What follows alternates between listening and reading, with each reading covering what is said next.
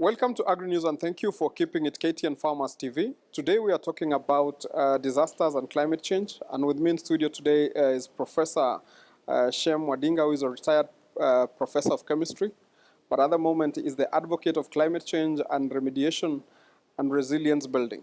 Welcome to the show, Prof. Thank you very much. I know I've introduced you, but I'll want you again to tell us a little bit about yourself and how you started all this advocacy on climate change and remediation and resilience building.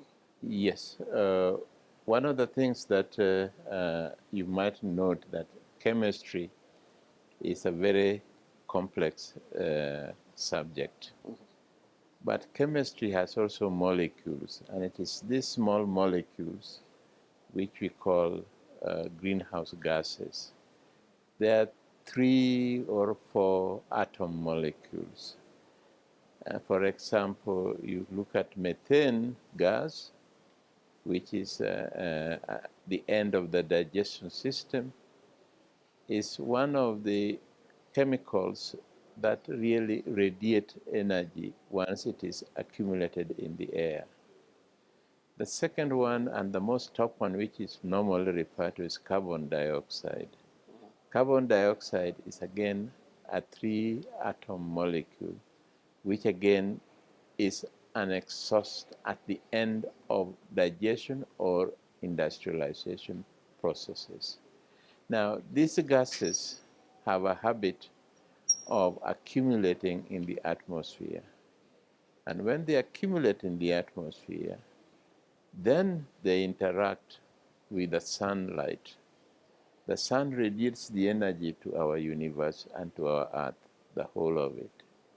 And there's a limit to the sun's radiation. But when you add the greenhouse gases, they will absorb the sun's radiation at a lower energy level, a lower wavelength, and then re-emit it back to the surface of the earth in the form of microwaves. Some of you have cooked with microwaves, and you know how fast microwaves cook. So with that, the heating of the surface of the earth has accumulated. So the temperature of the earth is rising. And it is the rising temperature which is causing several impacts on us living beings. So our purpose is to, first of all, advocate for a reduction of greenhouse gases, so that we can retain the increase, the average increase in temperature, not above 1.15 degrees Celsius. If it goes beyond that, then everything will be chaotic. And I will explain more what I mean by everything going chaotic. But that's how I got into climate change, because it is part of chemistry. Okay. Yeah. Okay, so when we talk about climate change and disasters, tell us a little bit about how either climate change has contributed to the rise of disasters, or how disasters have contributed to the rise of climate change. It is the other way. It's the other way around. Climate change contributing disaster. Okay. Okay, let me start by saying that when I first came to Nairobi in 1957, the rains used to start around 4 or 5 in the morning. As you prepare to come to the office or to work, it will rain on you until 9 o'clock. Okay?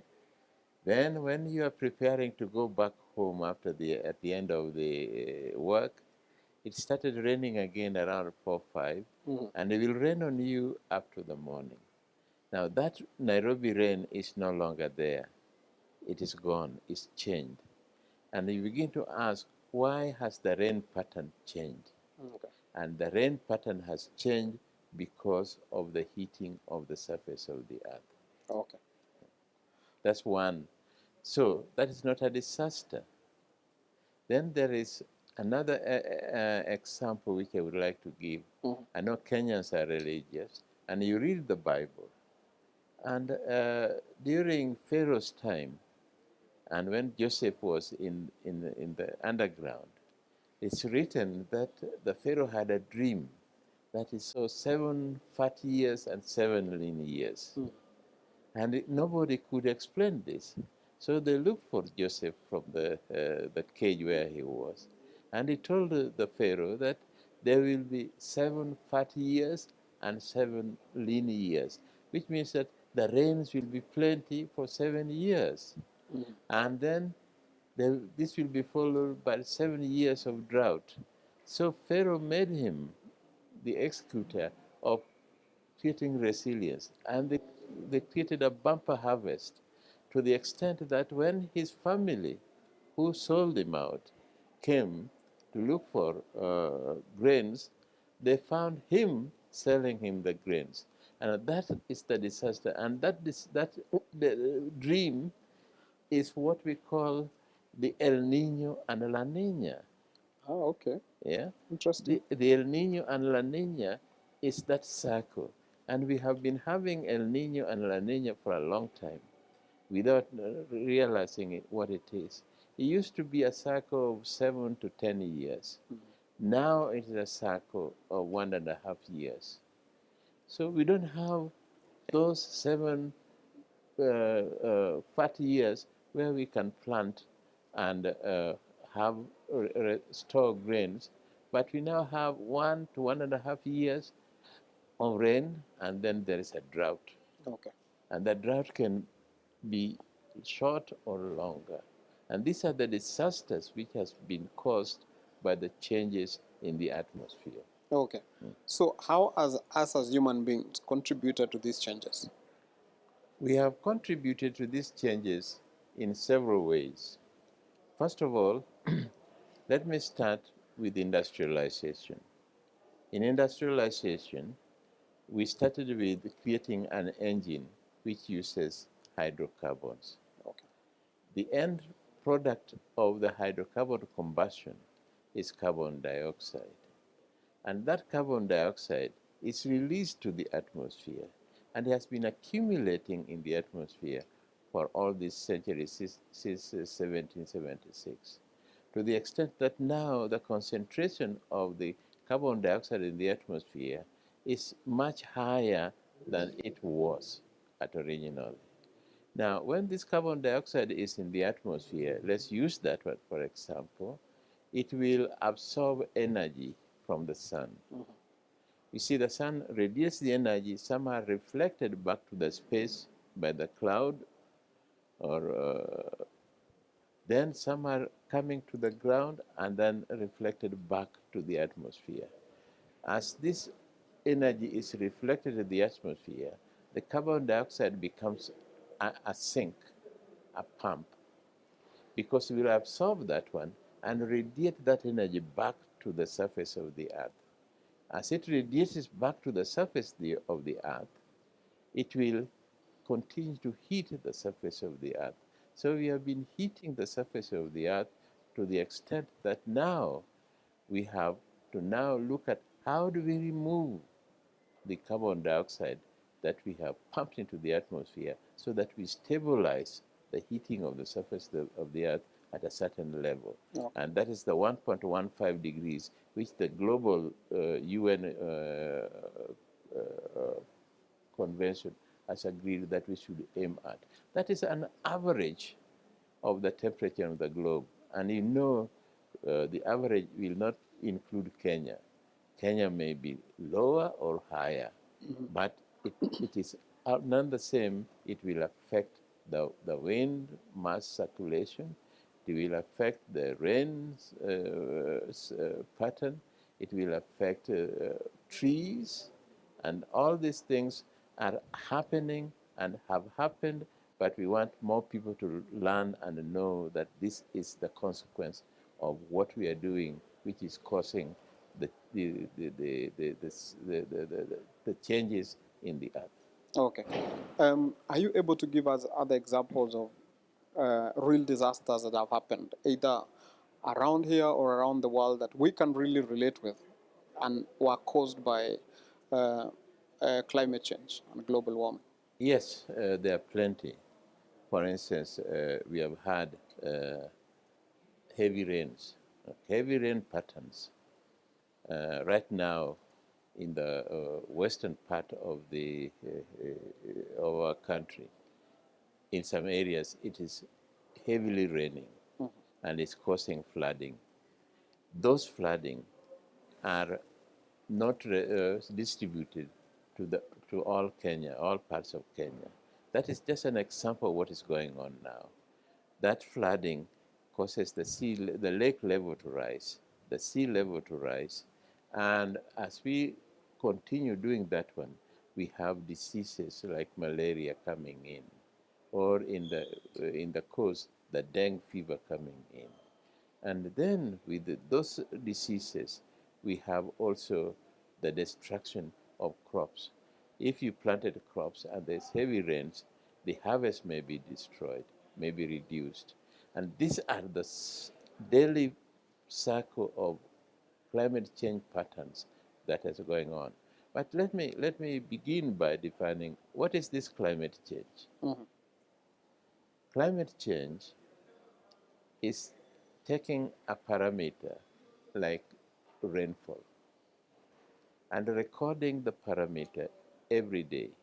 Today it didn't rain, tomorrow it rained, like that, and summing up the amount of rain that you received over the week.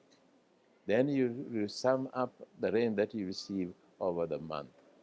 Then you sum up the rains that you receive in a season of three months. And 4 seasons give you a year. So you sum up this one. And then you look at the average of these rainfalls for the last 30 years. That's when we begin to say of climate change. Then we see, has it remained in a straight line, or has it deviated upward, Or down. or has it deviated downwards? That deviation is what we call climate change. How severe is this climate change at the moment? The climate change, like for this year, last year we had a unpredictable weather pattern. We had a lot of rain. This year we are not having much rain. But that is weather cycle. That is not climate change. Mm-hmm. We speak of climate change when we have that data for over 30 years minimum, but we are happy when we have it for 1,000 years or more. Mm-hmm. Yeah. So I'm trying to think when we talk about climate change and disasters, what effect do these disasters and climate change have, especially for a country like ours, where we depend on agriculture to feed our people, and especially rain-fed agriculture? Okay, let us look at the drought which has hit us in the recent past. We have had several seasons where it has not rained. And when it is like a drought like that, the ASAL areas are hit most.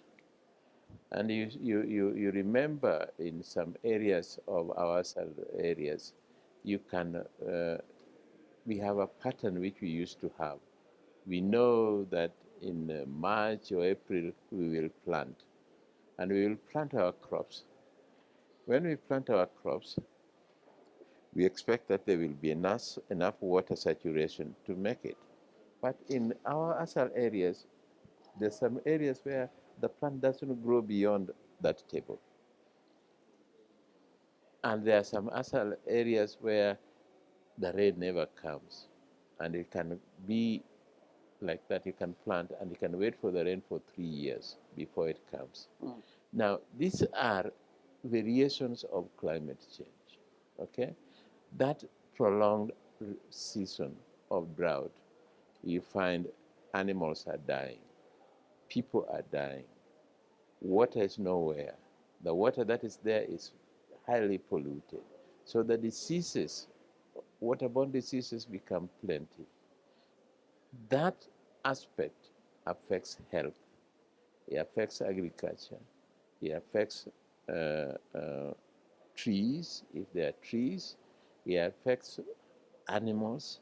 So we have to look at how do we mediate that impact of climate or weather. so that it doesn't devastate. Okay. On the contrary, if you look at floods, which I mentioned before, it is also the same. So they all, when there is flooding everywhere, you see people drowning. You see houses being swept to the river. You see crops being destroyed.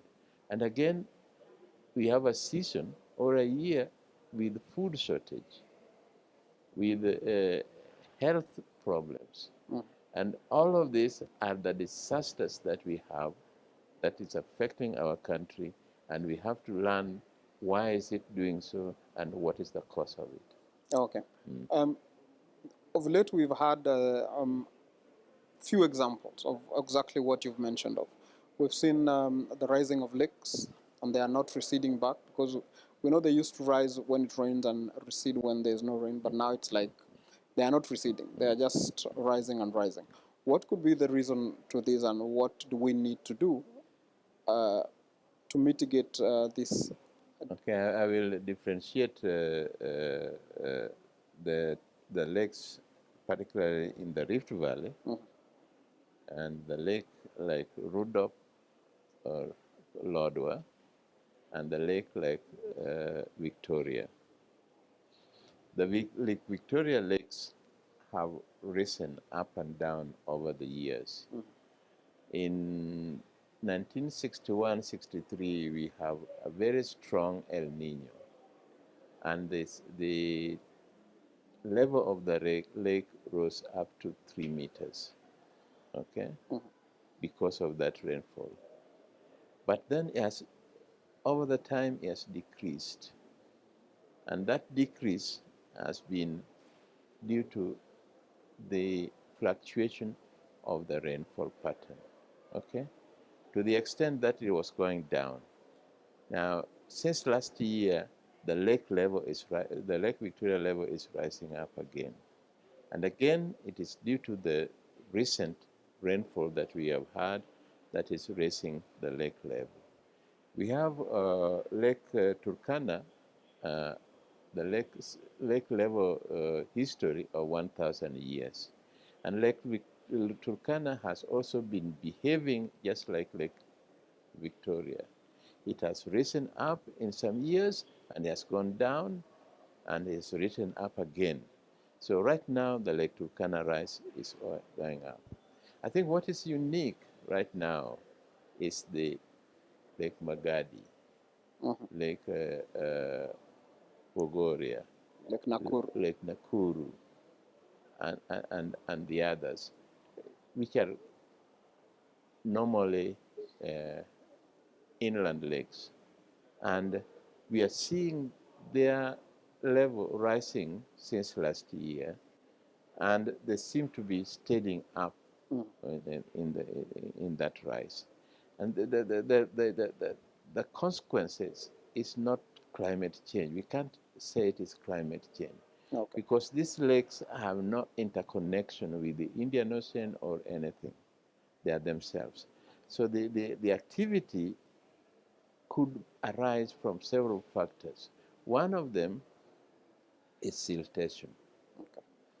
During the rains, there is a lot of soil that is taken to the lake, and there is siltation of the lake.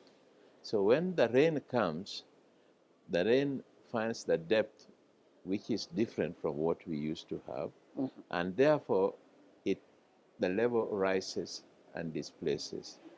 The second condition is that there is no mechanism for these lakes to transfer the silt which we have done, and the impacting of the silt is also affecting it.